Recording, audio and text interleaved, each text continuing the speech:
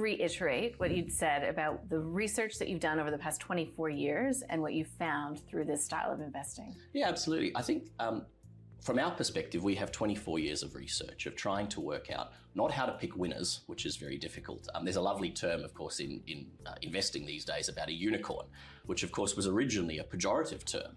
We called them unicorns because they were mythical creatures.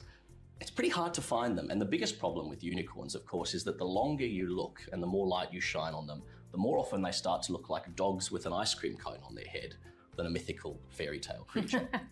The joy, of course, is when you look at underlying assets is you don't have to try and pick unicorns. You can look to try and avoid the dogs masquerading as a unicorn. And it turns out if you do that, you just try and exclude the bottom tail of the distribution, then basic maths tells you that the average of that subset, excluding the worst performers, will be better than the subset or the total set, including the worst performers as well.